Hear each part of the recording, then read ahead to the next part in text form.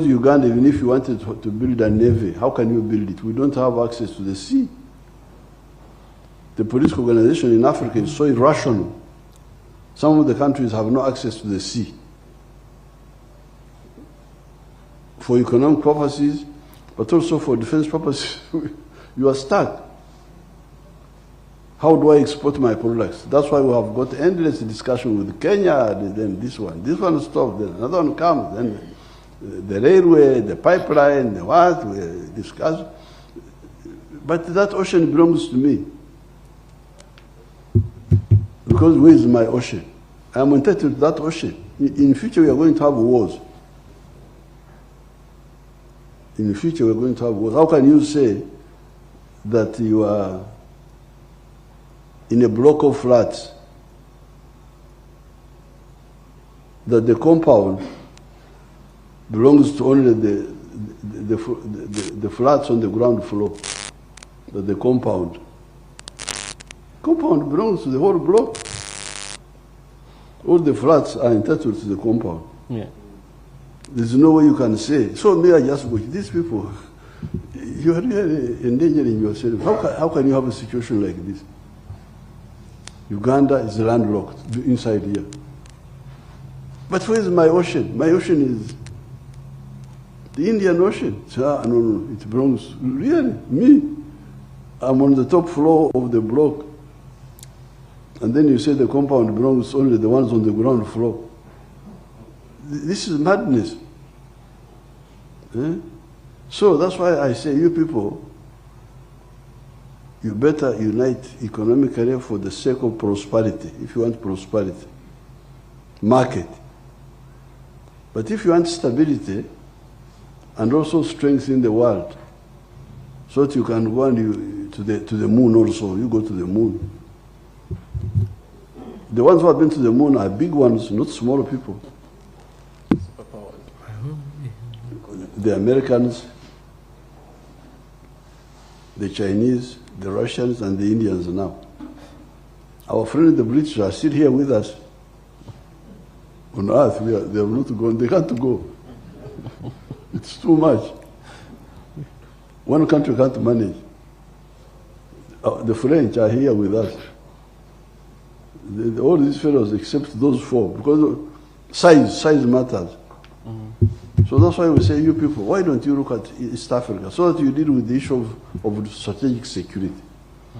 These are the 7 points in the manifesto. Thank you. If we have got economic integration, it can help with the economy. But how about defense? How do we defend ourselves? The Americans are now saying they want to be superior in land forces, on land. They want to be superior in the air force. They want to be superior at sea, navy. They want to be superior in space. And they have all been to the moon. The Americans have been to the moon, the Russians, the Chinese, the Indians have now gone. You fellows, you are here on Earth. Those fellows are on the moon, looking at you like insects. I don't like to be in that situation. That's why I say, you people, why don't you see how to unite? Because Uganda, even if you wanted to build a navy, how can you build it? We don't have access to the sea. We are also looking at the political integration of East Africa.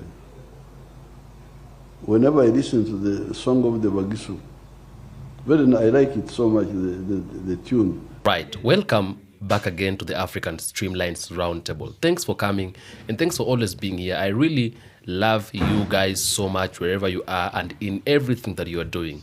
I want to talk about something. You know, sometimes I sit down and I ask myself, why should black people be fighting because of things that when you look at them very well, I don't think if they really even make a lot of sense, you know.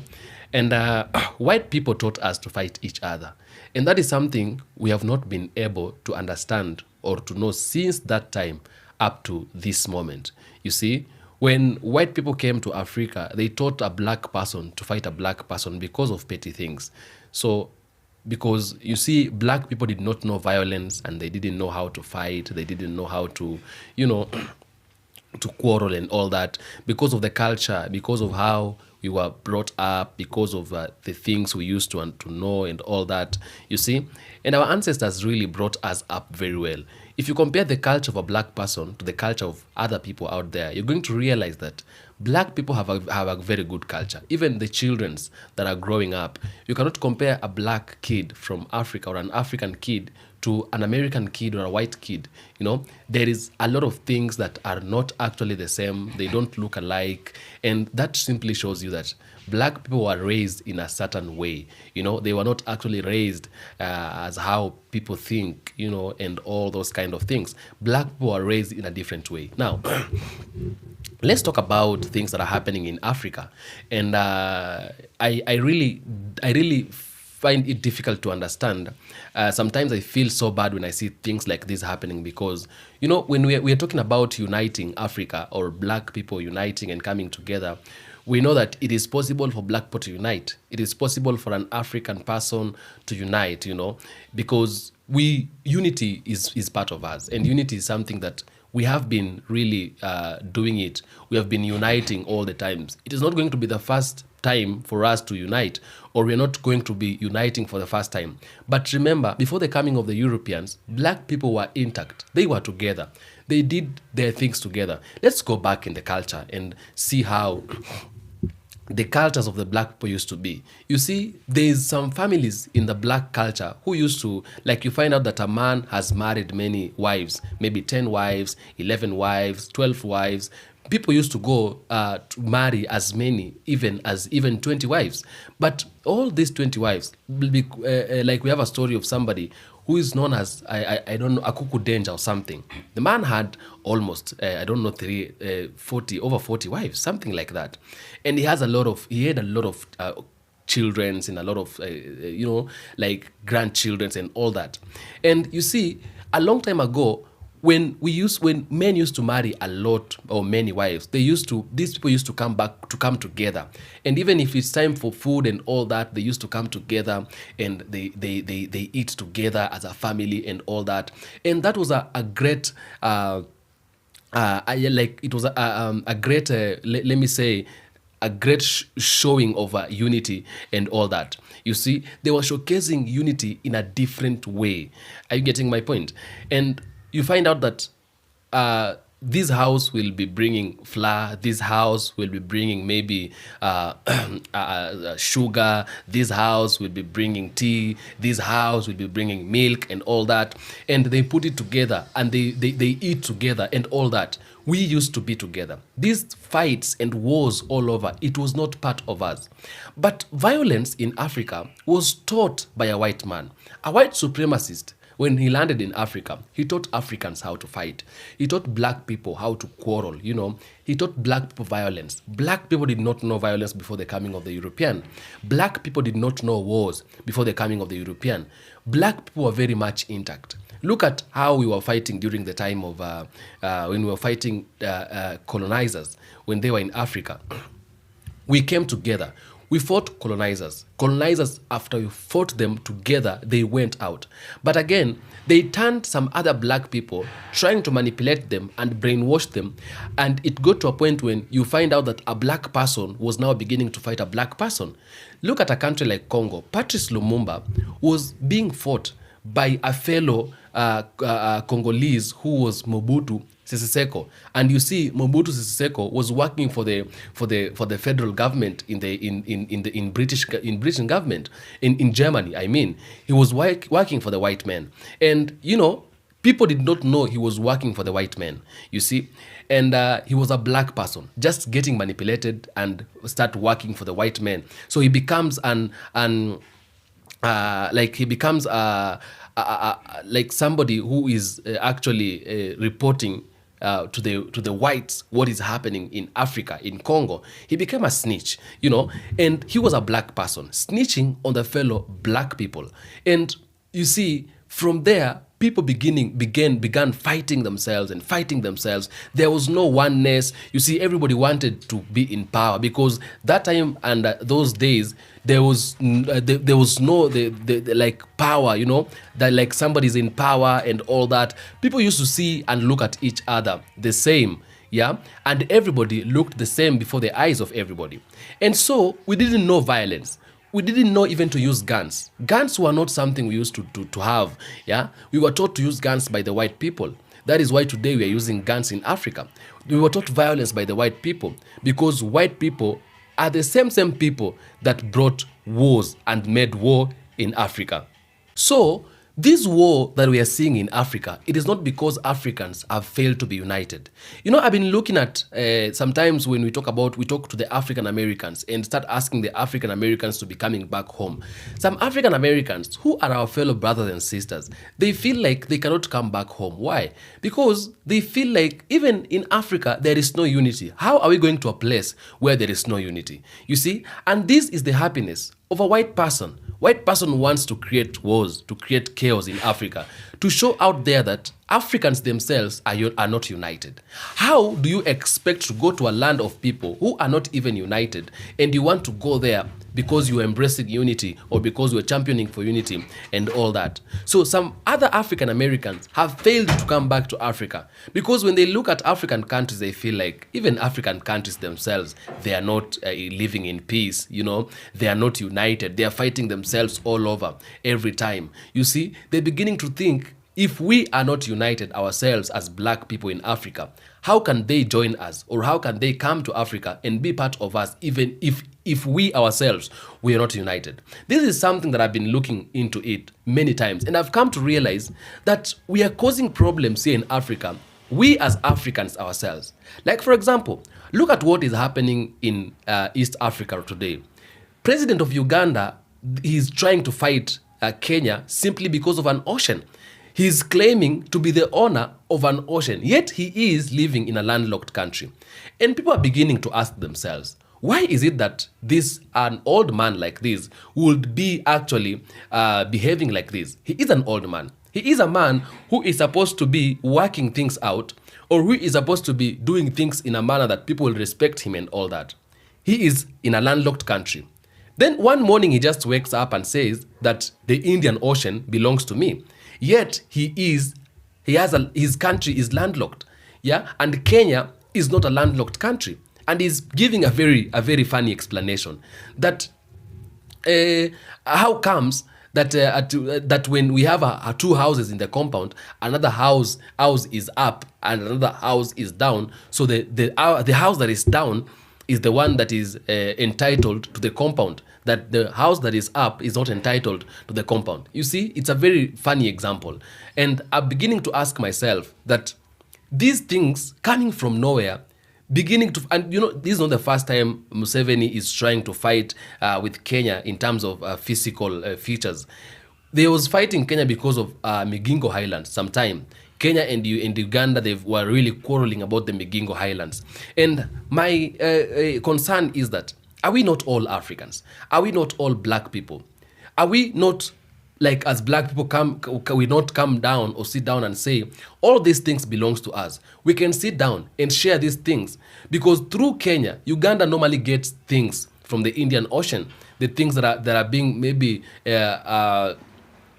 deported from China or imported from China and many other countries through Kenya. Uganda normally gets its things. So, like, for example, how comes President Yoweri Museveni wants to be entitled to the ocean, yet he is a landlocked country. His country is landlocked. And these are very unnecessary chaos, unnecessary problems, unnecessary wars that countries would want to start. You see, they are very unnecessary wars that countries would start to actually start fighting over petty issues, over things that doesn't make any sense and all that.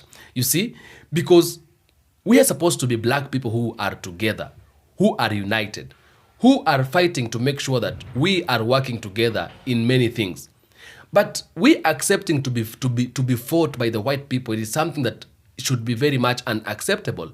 We shouldn't be raising the differences that doesn't even make any sense. Differences that really, when you look at them, there are unnecessary differences. We are raising those kind of differences. They begin to making us fight. We are dismantling unity. We are not being together and all that.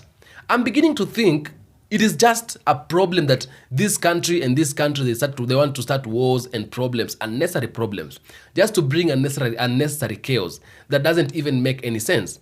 We are supposed to be united as black people.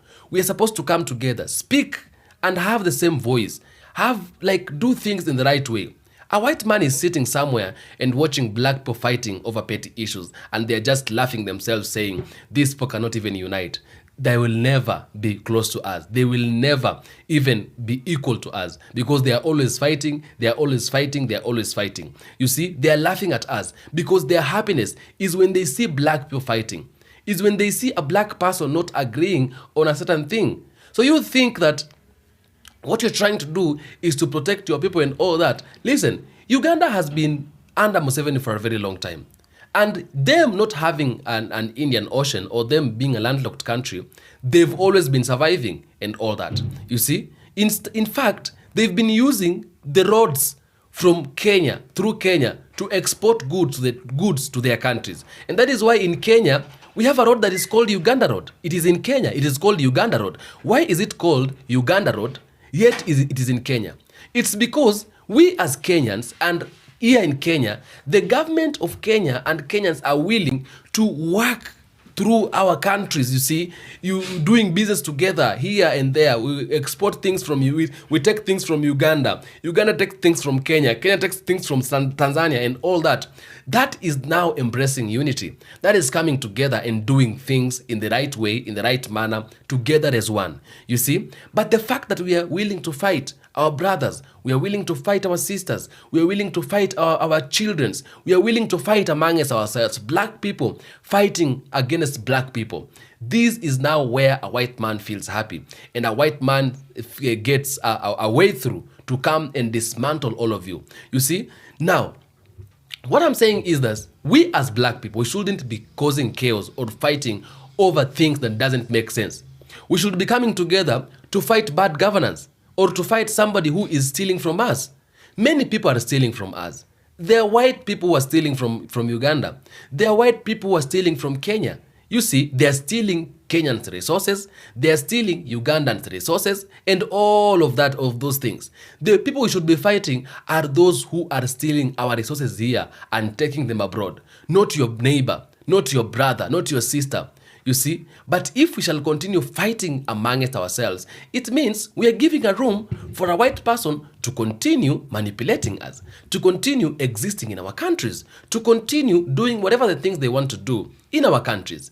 And I really disqualify these unnecessary wars between Kenya and Uganda. It is something we shouldn't be fighting. We're supposed to be championing for unity. We're supposed to be championing for the togetherness, not championing for war and all that. You see? So this one is very much unnecessary. And Ugandan people and the Ugandan president, you need to be also do a little bit of reasoning and all that, and stop causing or starting unnecessary wars, because it doesn't help. At the end of the day, it does not really help with anything. Tell me what you think in the comment section about this. I will do my best to make sure I read all the comments and give a response where possible. Thanks for always subscribing, and thanks for always being here. For the 10 subscribers, I really do appreciate you. God bless.